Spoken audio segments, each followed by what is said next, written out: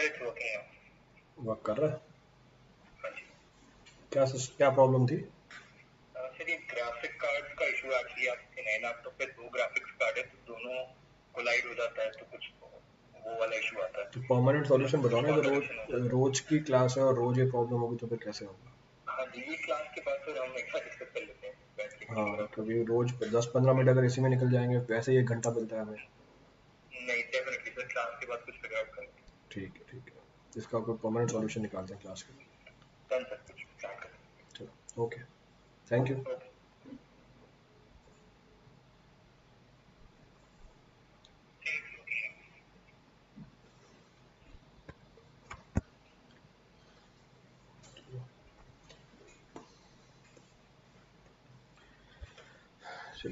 Good evening everyone.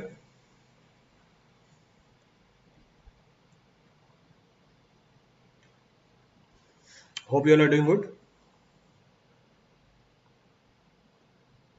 Audio video clear?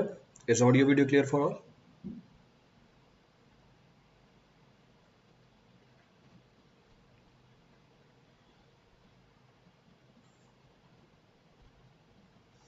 Clear है। So कल कहाँ तक किया था हमने? हाँ, what was the last point of discussion? Last point of discussion was, I think we are done with the types of soil. कल हमने टाइप्स ऑफ सॉइल कंप्लीट कर लिए थे। So the last class types of soil was being completed.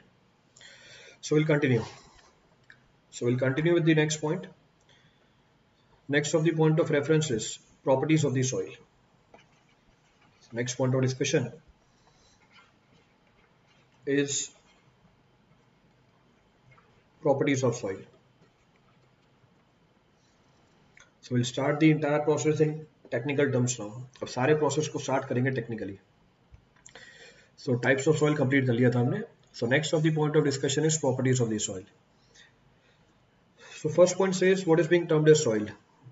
तो हमने types of soil देख ली, soil की formation देख ली, cycle देख ली हमने, प्रॉपर्टीज की बात करी थोड़ी बहुत हमने जो ट्रांसपोर्टेशन के मोड के ऊपर डिपेंडेंट थी। अब हम सॉइल के बारे में बात करेंगे टेक्निकल टर्म्स के अंदर। So in order to analyze the soil in technical terms we should know the basic properties of the soil.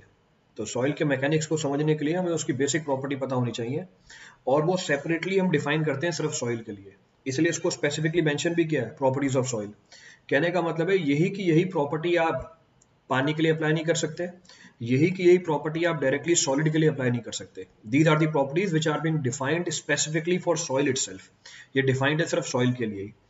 अब क्या प्रॉपर्टीज हैं उसको रेफर करने से पहले first point says what is being termed as soil in technical terms.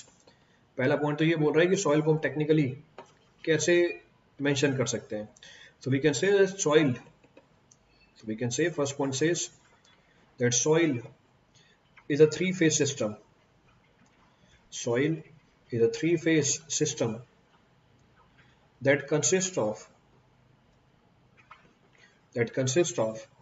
solid, liquid, and gas. That consists of solid, liquid, and gas. Gas that do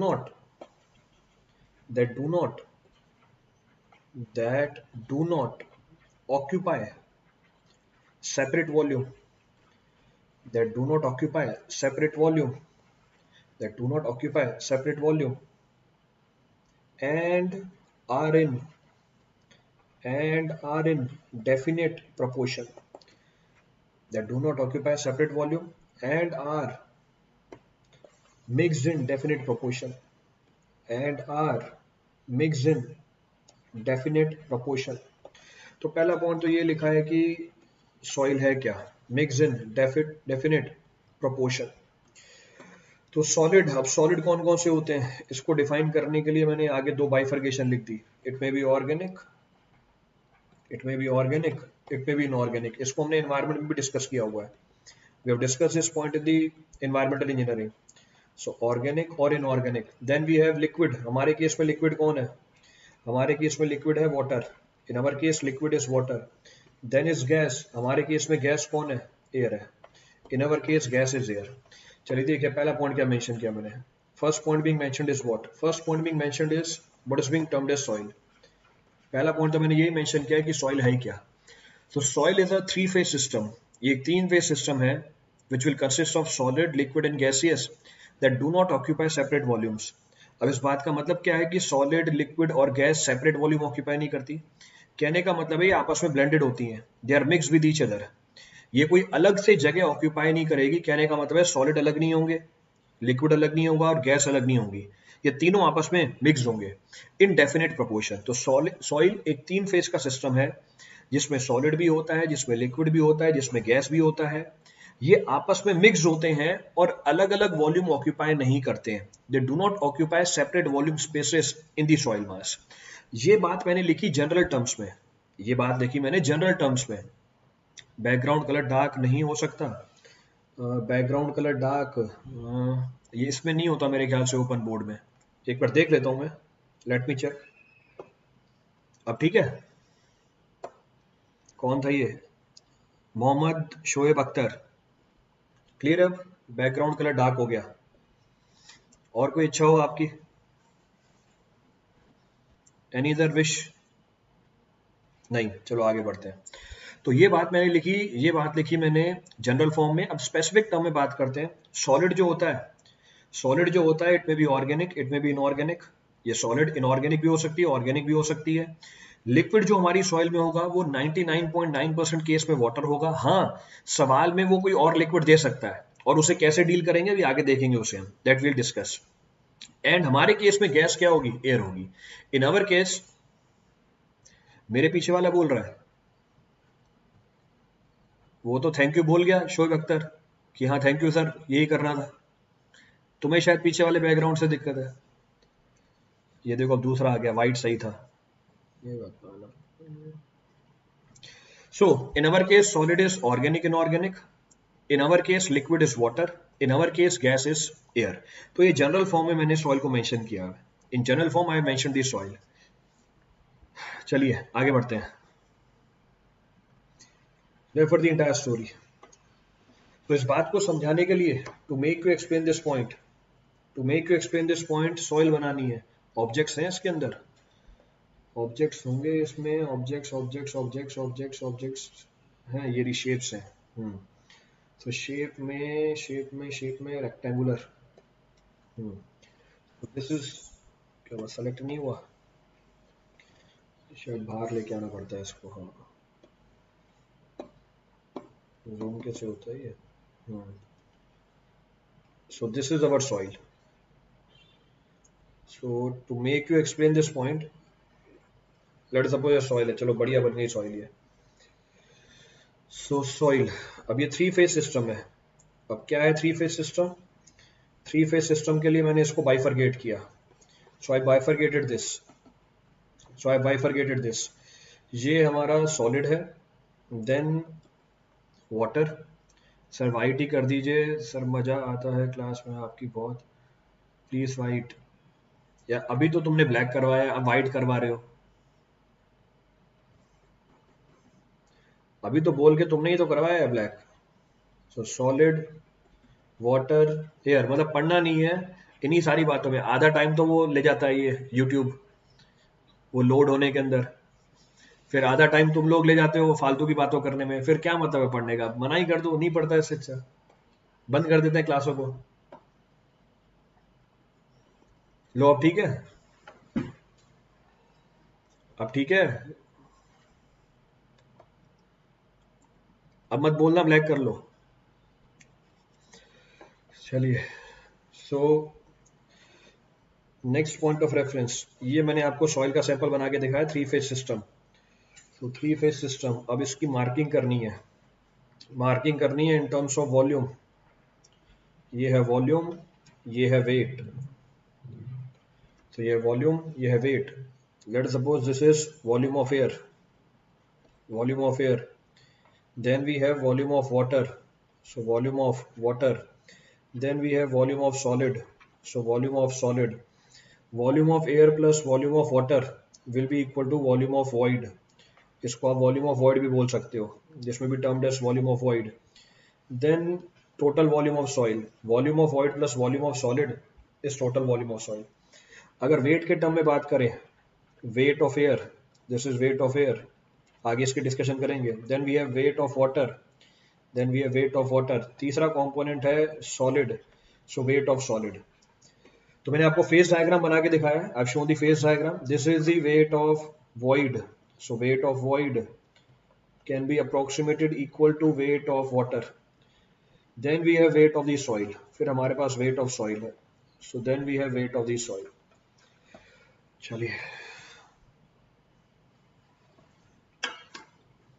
चलिए continue करते हैं। तो कंटिन्यू, सो मैंने ये डिफाइन किया पीछे कि soil is a 3 phase system. अब वो 3 फेज सिस्टम बना के दिखाया है आपको। तो सॉइल में 3 फेज होंगे। It will consist of solid, it will consist of liquid, हमारे केस में लिक्विड वाटर है। It will consist of gas, हमारे केस में गैस कौन सी है? एयर है। इस बात को समझने के लिए मैंने इन सारे कॉन्स्टिट्यूएंट्स को वेट के टर्म में भी लिखा है और वॉल्यूम के टर्म में भी लिखा है।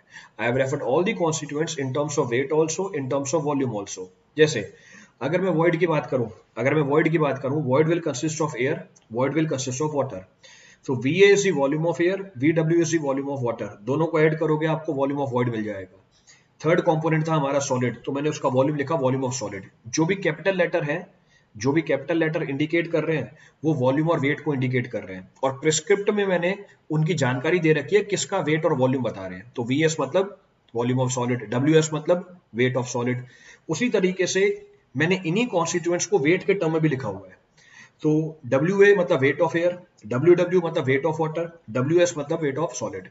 Now the point is since the density of air is very less in comparison to the density of water and solid, क्योंकि एयर की डेंसिटी पानी और सॉलिड की डेंसिटी के सामने नेग्लिजिबल होती है।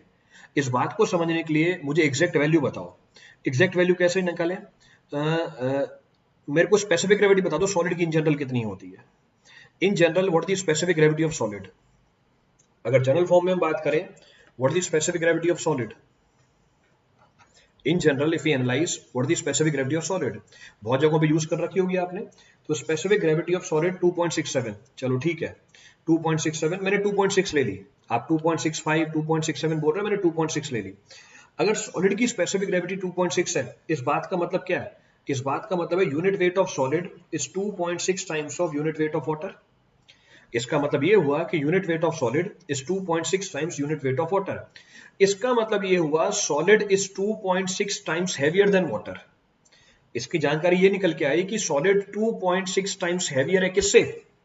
पानी से। तो ये कंक्लूजन हमने निकाल लिया। अब अगर मैं बात करूं डेंसिटी ऑफ एयर की, what about density of air? What about density of air? Air की डेंसिटी कितनी होती है? What about density of air? What about density of air? Density of air is 1.2 kg per meter cube. So density of air approximately 1.2 kg per meter cube होती है। So density of air is 1.2 kg per meter cube. ये density of air है। What about density of water? What about density of water? Density of water is approximately 1000 kg per meter cube. So 1000 kg per meter cube. तो पानी approximately कितने गुना भारी है air से? तो पानी अप्रोक्सीमेटली कितने गुना भारी है एयर से? So water is approximately how many times heavier than air? Water is approximately how many times heavier than air? Approximately let's suppose 1000 times. मैंने 1000 टाइम्स मान लिया। I assumed it to be 1000 time. आप exact निकाल सकते हो, तो मैंने approximately 800 लिख दिया। तो आप 1000 ले लो, 800 ले लो, 833 ले लो, एग्जैक्ट वैल्यू लिख दी मैंने। तो एग्जैक्ट वैल्यू लिख दी 830 times. So water is 830 times heavier than air और solid 2.6 times heavier than water। तो solid कितने गुना भारी है air से? तो solid is how many times heavier than air? तो solid is how many times heavier than air? solid कितने गुना भारी हो गया air से? तो solid 2.6 into 830 coming out to be how much? 2.6 into 830 coming out to be how much? Multiply करके बताओ ये वैल्यू कितनी आ रही है?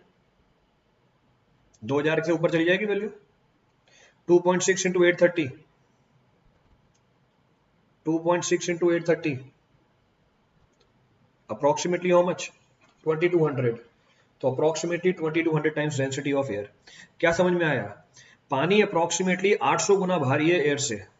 पानी approximately, हाँ मैंने इसको 2200 लिख दिया। तो पानी approximately 1000 गुना या 800 गुना या 900 गुना कुछ भी बोल सकते हो भारी है एयर से। सॉलिड अप्रोक्सीमेटली 2200 गुना, 2500 गुना, 2600 गुना भारी है एयर से। इसका मतलब क्या हुआ? आप वेट ऑफ एयर को नेग्लेक्ट कर सकते हो। You can neglect the weight of the air. हाँ बस ठीक है, हो गया। आपको जो जानकारी देनी थी वो दे दी मैंने यहाँ पे। This information was to be given, ये इन्फॉर्मेशन देनी थी आपको और वो इन्फॉर्मेशन मैंने प्रोवाइड कर दी। Hence, I am assuming the weight of air negligible in front of water and solid. तो आप air के weight को neglect कर सकते हो। So you can say weight of water is equal to weight of the void. आप ये मान सकते हो कि void का weight किसके बराबर है? पानी के weight के बराबर है। पर ध्यान रखना, volume of air is not negligible. Volume of air is in fact substantial, ये बहुत ही सब्सटेंशियल होता है। तो हम ये नहीं बोल सकते कि volume of void is equal to volume of air, पर आप ये जरूर बोल सकते हो weight of water is equal to weight of the void. तो इस चीज का आपको ध्यान रखना है वहां पे।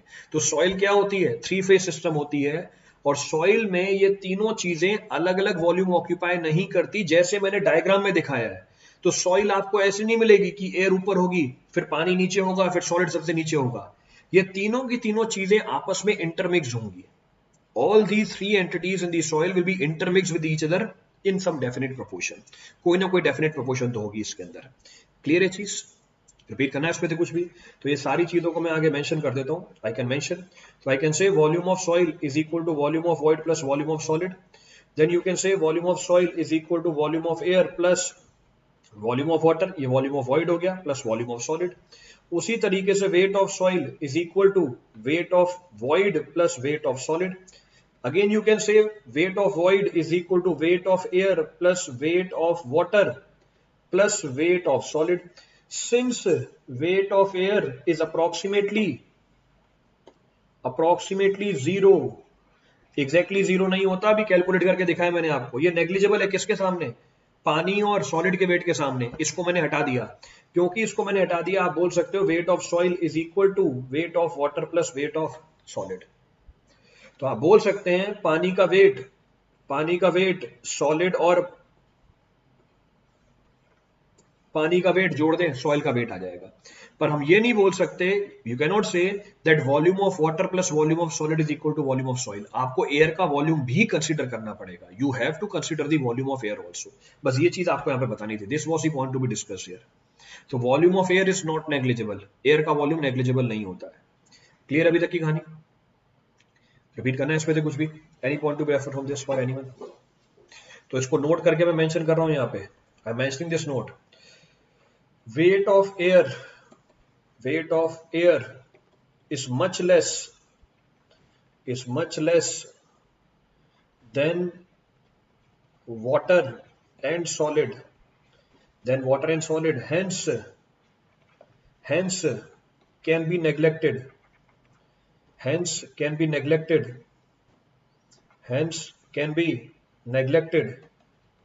but volume of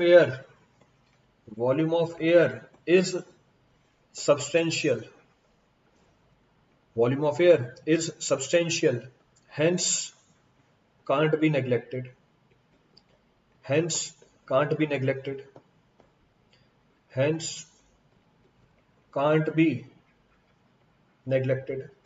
इसीलिए इसको हम नेग्लेक्ट नहीं कर सकते। So it can not be neglected. Clear है चीज? अब हमने पीछे क्या लिखा? Soil is a 3 phase system. एक और नोट मेंशन कर रहा हूं यहां पे मैं।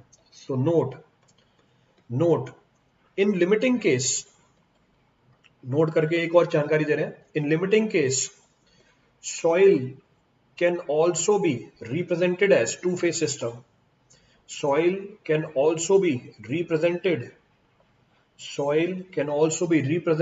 As 2 phase system. तो सॉइल को समझने के लिए मैंने उसको 3 फेज में दिखाया, तीनों फेज के वेट और वॉल्यूम को मेंशन करके दे दिया आपको। अब मैंने एक स्पेसिफिक केस बताया कि आप सॉइल को 2 फेज सिस्टम के फॉर्म में भी रिप्रेजेंट कर सकते हो। So in limiting case soil can also be represented as 2 phase system. पहला completely saturated soil, so completely saturated soil. दूसरा completely dry soil, so completely dry soil. तो आप इसको 2 फेज सिस्टम के फॉर्म में भी शो कर सकते हो। अब कैसे, इसको भी रेफर कर लेते हैं। तो फिर से मैंने again I have shown the soil sample, फिर से मैंने आपको सॉइल का सैंपल दिखाया। अब ये दो लिमिटिंग केस है। क्या दो लिमिटिंग केस है? एक केस में सॉइल, एक सेल केस में सॉइल कंप्लीटली, तो in one case soil is completely saturated. इसका मतलब सारा वॉइड किससे भरा हुआ है? The entire void is filled with the water, तो पूरा वॉइड पानी से भरा हुआ है, तो ये कंप्लीटली सैचुरेटेड सॉइल है। So water, this is solid. और एक केस में सॉइल पूरी ड्राई है, सॉइल पूरी ड्राई है यानी एयर है और सॉलिड है। तो ये एक स्पेसिफिक केस है जिसमें सॉइल थ्री फेज से किसमें कन्वर्ट हो गई। ये एक स्पेसिफिक केस है जिसमें सॉइल थ्री फेज से किसमें कन्वर्ट हो गई, in which the soil is converted from three phase to two phase. एक फुल्ली सैचुरेटेड सॉइल, एक फुल्ली ड्राई सॉइल। हाँ, पर सिंगल फेज कभी नहीं मिलेगा आपको सॉइल के अंदर। हाँ, सिंगल फेज कभी नहीं मिलेगा आपको सॉइल के अंदर। कहने का मतलब है सिर्फ सॉलिड, सिर्फ वाटर या सिर्फ एयर सॉइल नहीं कहलाएगी। तो सिर्फ सॉलिड, सिर्फ वाटर और सिर्फ एयर सॉइल नहीं कहलाएगी। तो in general three phase system है, किसी एक स्पेसिफिक केस में ये टू फेज सिस्टम में कन्वर्ट हो सकता है। और दो स्पेसिफिक केस बताए हैं आपको, एक या तो सॉइल फुल्ली सैचुरेटेड हो या सॉइल क्या हो, ड्राई हो। Either the soil is completely dry. Clear है यहाँ तक की कहानी? रिपीट करना है इसमें कुछ भी? हाँ, वॉइड्स तो रहेंगे। अगर वॉइड्स नहीं रहे तो वो मीडियम क्या कहलाएगा? Voids can never be zero. तो conclusion, volume of void can never be zero in the soil. Volume of void कभी जीरो नहीं हो सकता सॉइल के अंदर। अगर वॉइड जीरो हो गए तो मीडियम क्या कहलाएगा? It will be termed as rock. बिल्कुल सही बात है Animesh, your statement is absolutely correct. Lokesh Kumar, steel कहां से हो गया? It will be termed as rock. Steel पे पहुंच गए, so it will be termed as rock। तो सॉइल में वॉइड कभी जीरो नहीं होता। In soil void can never be zero, solid will always be present. चलिए, क्लियर है यहाँ तक की कहानी? रिपीट करना है इसमें कुछ भी? बिल्कुल सही बात है। So refer the first property of the soil. So first of the property of the soil, पहली property soil की is termed as water content. So first of the property of the soil to be referred. So first of the, steel में भी air voids होते हैं। In steel also air void is present. और steel के air voids को हटाने का एक तरीका भी होता है, known as annealing। बीएमसी में कराऊंगा आपको मैं ये। I'll discuss this point in BMC। तो एक्चुअल में स्टील के अंदर भी void present होते हैं, और एनिलिंग करने के बाद भी सारे voids नहीं हटा पाते। Still there is certain percent of the voids which are left in the steel। चलिए, so next of the point to be referred is termed as first of the property of the soil। So first property of the soil is termed as water content। पहली property soil की water content है। अब क्या है water content? Water content को हमने define कर रखा है। So it is defined as ratio of, weight of water, it is defined as ratio of weight of water to the, so it is defined as the ratio of weight of water to the weight of solid present in the given soil mass। Weight of solid present in given soil mass। So first of the property to be referred is water content। ये ratio है किसका? weight of water to the weight of solid present in the given sample of the soil mass। इसको हम बोलते हैं water content. तो अब जो मैंने कर्व्ड W लिखा है वो वाटर कंटेंट है, जो मैंने सॉलिड W लिखा है वो हमारा वेट है। जो हमने कर्व्ड W लिखा है वो वाटर कंटेंट है, जो सॉलिड W लिखा है वो वेट है। इस नॉमेनक्लेचर को आगे भी फॉलो करूंगा मैं, I will follow this nomenclature, इसलिए शुरू में मैंने मेंशन कर दिया। Volume of water volume of air के इनवर्सली प्रोपोर्शनल होगा। Volume of water volume of air के इनवर्सली प्रोपोर्शनल होगा। किस चीज के अंदर? कोई सर के सामने कुछ नहीं। चलो, चार फेज डायग्राम भी होता है क्या, इंक्लूडिंग आइस? चार फेज डायग्राम भी बेटा, आइस क्या है? जब आप बोल रहे हो आइस प्रेजेंट है इसके अंदर, when you are saying it is ice, it means what? It is solid। अगर आप आइस बोल रहे हो इसका मतलब क्या है? वो सॉलिड है। और अगर आइस मेल्ट कर गई है तो वो वाटर है। If ice is melted so it is water. तो रहेंगे तो क्या, या सॉलिड रहेगी या वाटर रहेगा। So either it will B solid और इट विल बी वाटर। तो रहेंगे तो तीन फेज ही ना, चौथा फेज कैसे बन जाएगा?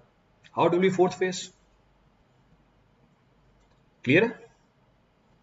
रिपीट करना है इस पे कुछ? चलिए, first of the property. So first of the property is termed as water content. जो पहली प्रॉपर्टी अवेलेबल है वो है वाटर कंटेंट। ग्लास भी एनिलिंग से ही बनता है, करेंगे वो ग्लास में, that will discuss in the class. अभी सॉइल पे कॉन्सेंट्रेट करो। वाटर कंटेंट की रेशियो यही होती है, दिस इज एम्पेरिकल। एम्पेरिकल नहीं है लोकेश कुमार, सॉइल के अंदर ये प्रॉपर्टी हमने डिफाइन करी है, इसलिए हमने पहले मेंशन ही किया। जब मैंने मेंशन किया प्रॉपर्टीज ऑफ सॉइल, पहली चीज क्या बताई मैंने आपको कि ये प्रॉपर्टीज हमने डिफाइन करी है सॉइल के लिए, ये किसी और मटेरियल पे एप्लीकेबल नहीं होंगी। These are the properties of the soil which are being defined by us for its understanding. तो ये कोई एम्पेरिकल चीज नहीं है, इट इज नॉट एम्पेरिकल, ये हमने डिफाइन किया है, it is being defined by us. So water content is the ratio of, it is the ratio of weight of the water to the weight of the solid present in the given sample of the soil mass. अब मुझे ये बताओ, क्या किसी soil मास के अंदर water content zero हो सकती है? क्या किसी सॉइल मास के अंदर वाटर कंटेंट जीरो हो सकता है? So can this water content assume the value of zero? Can this water content be equal to zero? क्या कभी सॉइल मास के अंदर वेट ऑफ वाटर जीरो हो सकती है? बिल्कुल हो सकती है। कब हो सकती है? जब सॉइल क्या हो जाए, ड्राई हो जाए। इसका मतलब वाटर कंटेंट की लिमिटिंग वैल्यू क्या हो गई? जीरो। क्लियर है चीज? So we know that water content will be equal to zero when the soil is completely dry. अब मुझे बताओ, what about the value of the water content? Can the water content be equal to 100%? क्या water content 100% हो सकता है? क्या weight of water weight of solid के बराबर हो सकता है सॉइल में? Can weight of water be equal to weight of solid in the soil mass? क्या weight of water weight of solid के बराबर हो सकता है soil mass में? Can weight of water be equal to weight of solid? नहीं हो सकता। ये देखो आए कुछ लोग आए, नहीं हो सकता। क्यों नहीं हो सकता? बिल्कुल हो सकता है। क्या weight of water weight of solid से ज्यादा हो सकता है? ये देखो दूसरा आ गया, हमने saturated. Can weight of water be more than weight of solid? Yes, it can be. कहने का मतलब है वाटर कंटेंट की कोई अपर लिमिट नहीं है, there is no upper limit of water content. तो लोअर लिमिट क्या थी इसकी? What was the lower limit? Zero. Water content zero से कम नहीं होगा, हाँ जीरो हो सकता है, पर वाटर कंटेंट की कोई अपर लिमिट नहीं है, there is no upper limit of the water content. So water content may assume the value of greater than equal to 0%। कुछ भी हो सकती है अबव 0%। बिल्कुल सही बात है अनुज तुम्हारी, absolutely correct statement. Wait of water weight of solid हो सकता है, बिल्कुल सही बात है। क्लियर है चीज? सैचुरेटेड के अंदर नहीं होता हिमांशु, सैचुरेटेड के अंदर नहीं होता। ये मत लगा देना वहां पे कि सैचुरेटेड के अंदर weight of water is equal to weight of solid. जब सॉइल सैचुरेट होती है, volume of water is equal to volume of void. मैं यहाँ पे कुछ और पूछ रहा हूँ, I am asking something else. तो there is no upper limit of water content, कोई अपर लिमिट है वाटर कंटेंट की। क्लियर है यहाँ तक की कहानी? हाँ, वाटर कंटेंट 100% से भी ज्यादा हो सकता है, क्योंकि वाटर कंटेंट में जो पानी का वेट है वो तो डिपेंडेंट है वॉइड्स के ऊपर, और वॉइड कितने भी हो सकते हैं सॉइल में। क्लियर है यहाँ तक की कहानी? नेक्स्ट पॉइंट ऑफ रेफरेंस, मैंने नोट लिखा। अब क्या बोल रहा है note? Refer this note. Note क्या बोल रही है? Water content is equal to weight of the water to the weight of the solid. So it is weight of the water to the weight of the solid. ये हमारा water content है, so this is the water content. तो ये water content निकल के आ गया। मैंने दोनों तरफ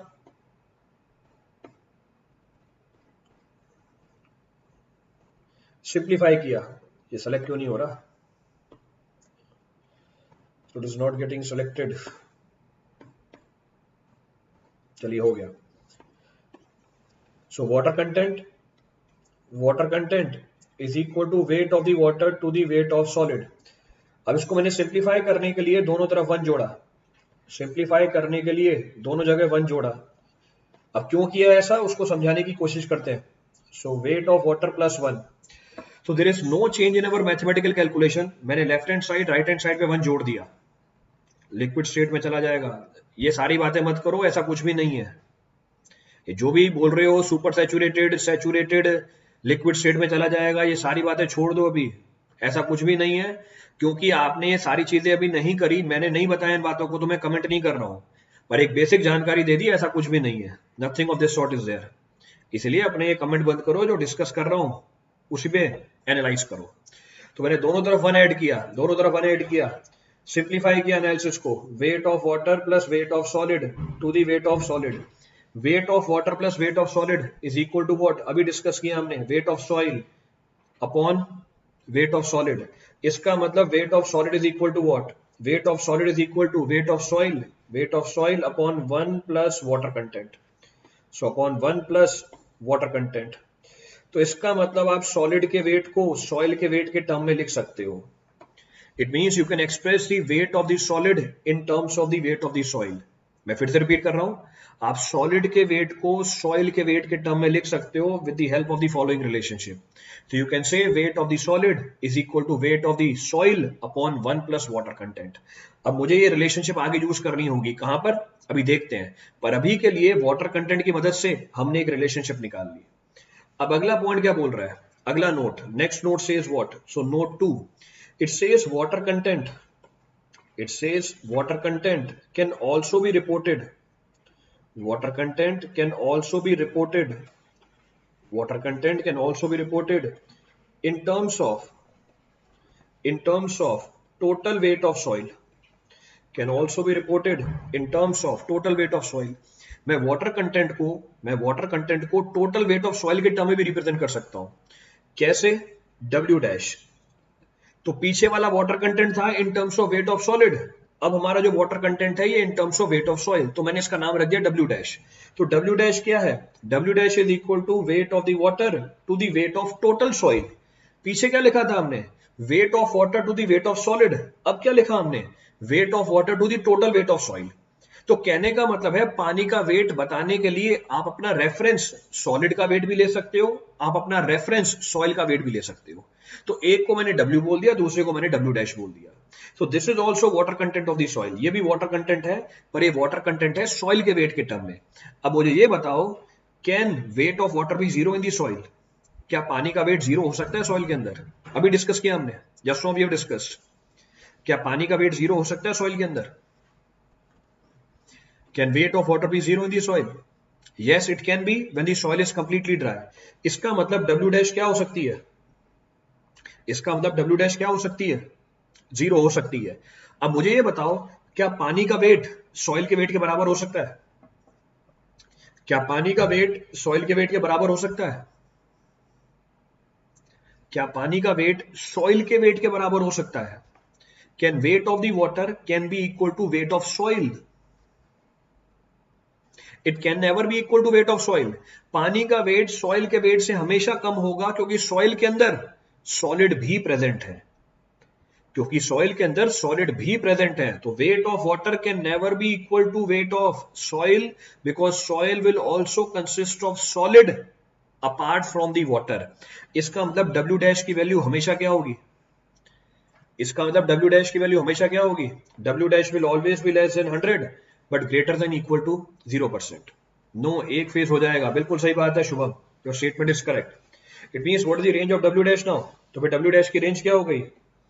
it varies in the range of 0 to 100%। It can never be equal to 100%। ये 100% भी नहीं हो सकता, 100% से ज्यादा भी नहीं हो सकता, हमेशा 100% से क्या रहेगा? कम रहेगा। अब आप इस वाटर कंटेंट को पीछे वाले वाटर कंटेंट के टर्म में लिख सकते हो। You can find the relationship between W dash and W। कैसे निकाल सकते हैं रिलेशनशिप?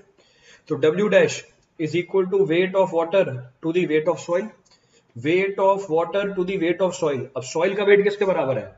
soil का weight है weight of water plus weight of solid। so weight of water and weight of solid। मैंने पूरी इक्वेशन को डिवाइड कर दिया,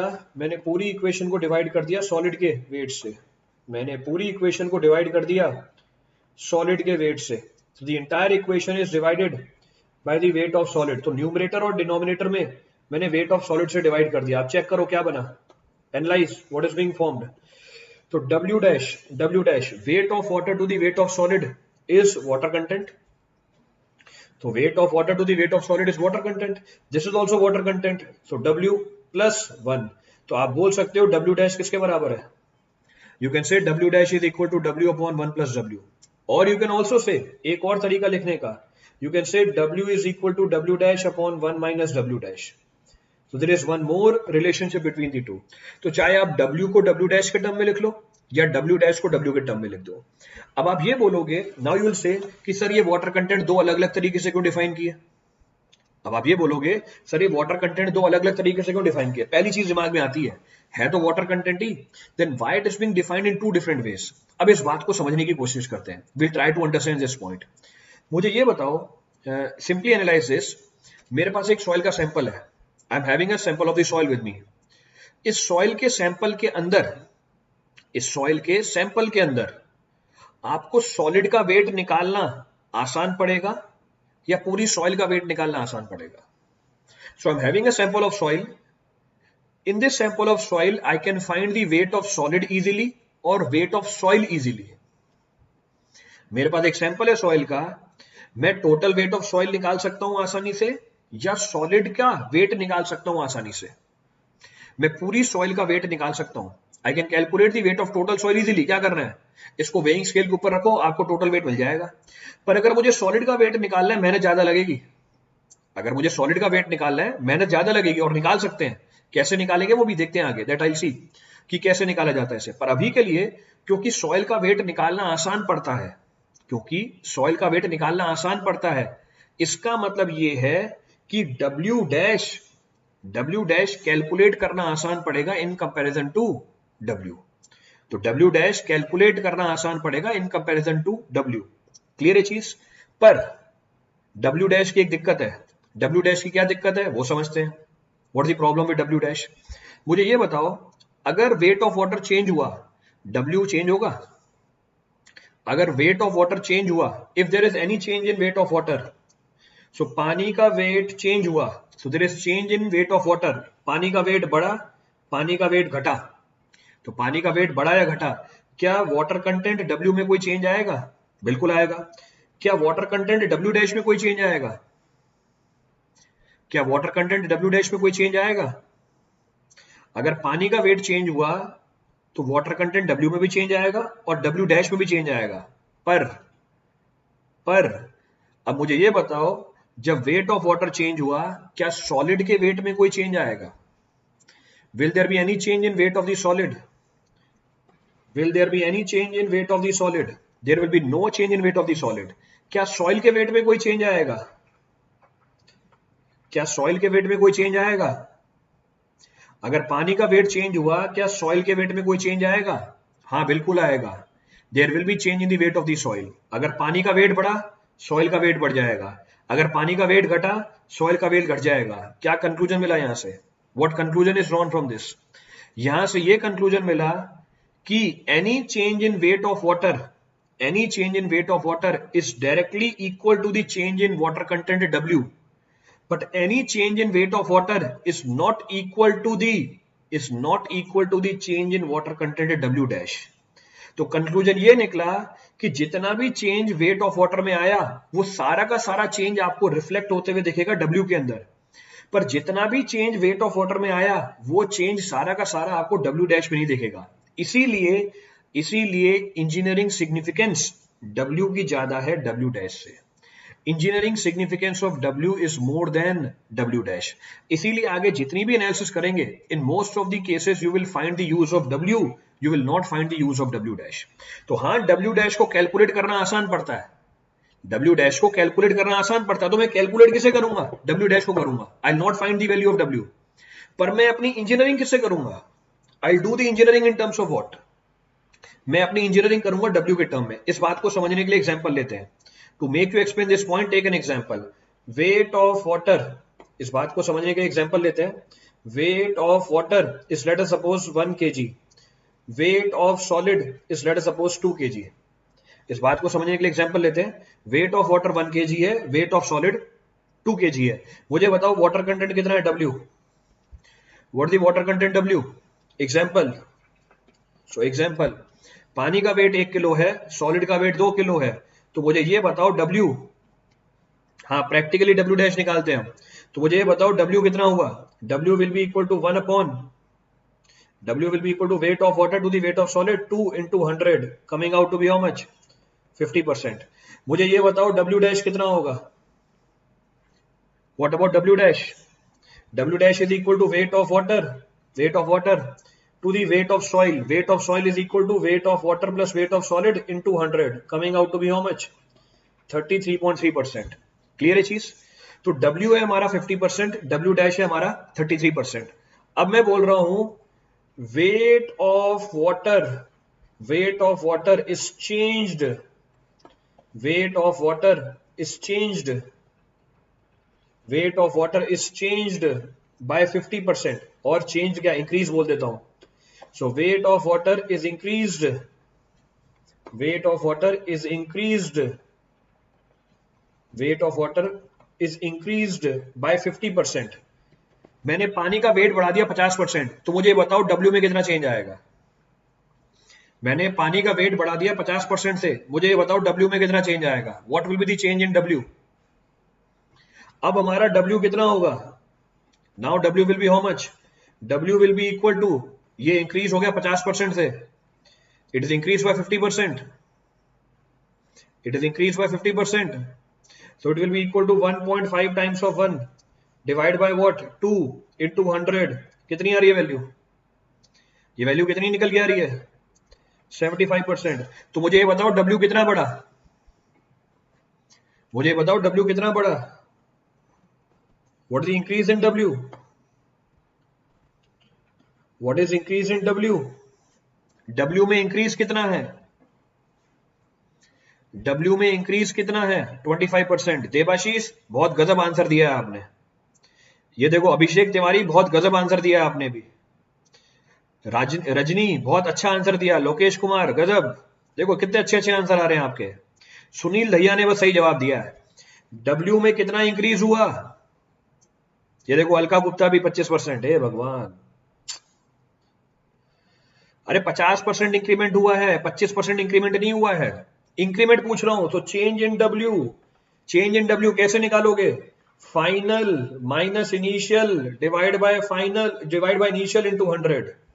तो final minus initial divide by initial into 100, तो कितना परसेंट इंक्रीमेंट हुआ, 50% इंक्रीमेंट हुआ है.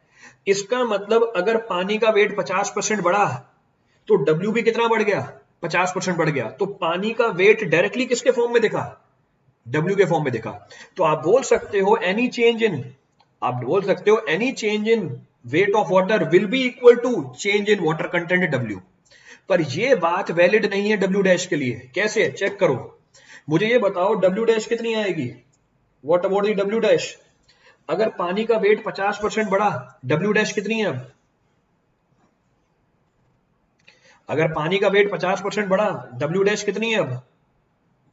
अरे डायरेक्टली प्रोपोर्शनल तो ये भी है बेटा, डायरेक्टली प्रोपोर्शनल की बात नहीं कर रहा हूं पंकज कुमार. चीजों को समझो, क्या बोलना चाहता हूं मैं. एक बार कैलकुलेट करके बताओ, फिर आपको समझाता हूं. डायरेक्टली प्रोपोर्शनल तो दोनों है.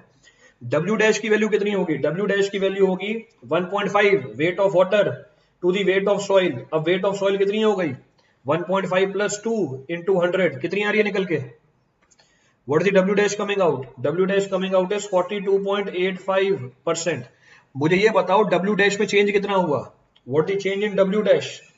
Change in W dash will be 42.85 minus 33.3 divided by 33.3 into 100. What is the change in W dash? W dash में चेंज कितना आया, अरे 50% खुद के रिस्पेक्ट में चेंज होगा ना. स्काई वॉइड अब यही पूछ रहा है. जब मैं बोल रहा हूं पानी का वेट बढ़ गया 50%, तो खुद के वेट के रिस्पेक्ट में ही होगा ना. It comes out to be how much, it comes out to be 28.58%. क्या समझ में आया, समझ में ये आया कि जितना चेंज पानी के वेट के अंदर हुआ, उतना ही चेंज किसके अंदर हुआ, वाटर कंटेंट W में हुआ. पर जितना चेंज पानी के वेट के अंदर हुआ, उतना चेंज W डैश में नहीं हुआ. It means W is a better indicator of water content than W dash. इसका मतलब ये निकल के आया कि W ज्यादा अच्छा इंडिकेटर है या पैरामीटर है, किससे, W डैश के टर्म्स में. क्योंकि जितना चेंज पानी के अंदर आएगा, उतना ही चेंज W में आएगा, but the same change will not be observed in W dash. तो हम कैलकुलेट क्या करते हैं फील्ड में, हम कैलकुलेट करते हैं W डैश, क्योंकि कैलकुलेट करना आसान है. पर अपनी इंजीनियरिंग बेस किसके ऊपर रखते हैं, अपनी इंजीनियरिंग बेस रखते हैं W के ऊपर. क्लियर है पूरी कहानी, रिपीट करना है इस पे तो कुछ भी. तो ये एग्जांपल के फॉर्म में बताया आपको मैंने. आई have referred this point in terms of an example. तो आप नोट मेंशन कर सकते हो. क्या नोट मेंशन कर सकते हैं, what note can be referred. तो नोट क्या बोल सकते हैं, wait of solid is comparatively Weight of solid is comparatively stable parameter than weight of soil, as it does not changes with change in weight of water, does not changes with change of water. Hence engineering significance hence engineering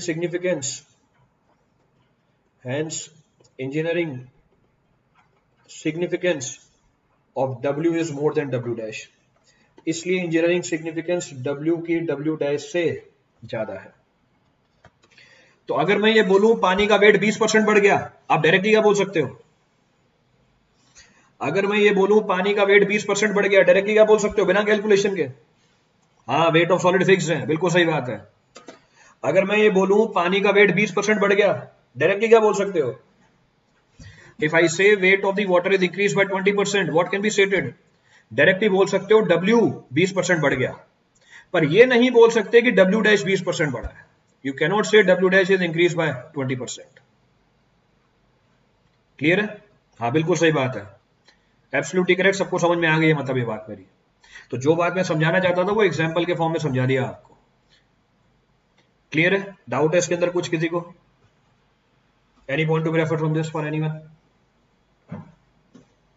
W dash में difference, ये गौतम पांडे देखो, पूरी महाभारत खत्म हो गई है, बोल रहा है W डैश में डिफरेंस बता दो.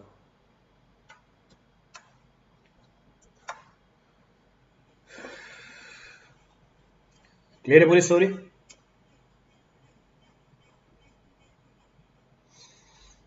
चलिए, बहुत क्लियर. ये कंसेप्ट बहुत नया था कंसेप्ट. क्या नया था इसके अंदर?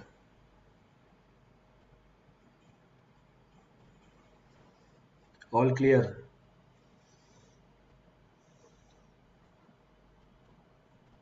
लास्ट स्लाइड, ये रही last slide. W is the water content of the soil expressed in terms of weight of solid. W dash is the water content of the soil expressed in terms of weight of soil. ये फर्क है W और W dash में. अब नहीं भूलेंगे कभी, हाँ, भूलना भी नहीं अब कभी. But total weight of soil, हाँ बिल्कुल सही बात है. आसिफ खान, समझ में आ गया आसिफ खान को भी. अब ये W डैश का यूज क्वेश्चन में सॉल्व करते हुए नहीं होता है, हम नहीं करेंगे पंकज कुमार. क्वेश्चन में अगर मैं उससे एनालिसिस करूंगा तो मेरे गलती होने के चांसेस बढ़ जाएंगे. मैं W के टर्म में एनालिसिस करूंगा. क्लियर है? सुनील के हवाला भी लर्नर्स हैं, सही में आंसर दिया था 50% वाला. हाँ बिल्कुल सही बात है. आज वाला टेस्ट वाज गुड. हाँ, आज टेस्ट दिया था गेट का. आज गेट का एग्जाम था आपका. गेट की टेस्ट सीरीज थी जो आपकी.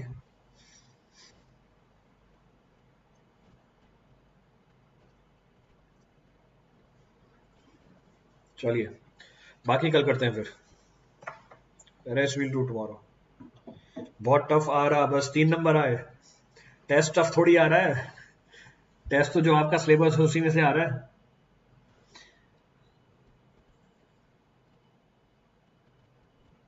चलिए, thank you everyone. Thank you all. Rest will do tomorrow. बाकी कल करते हैं.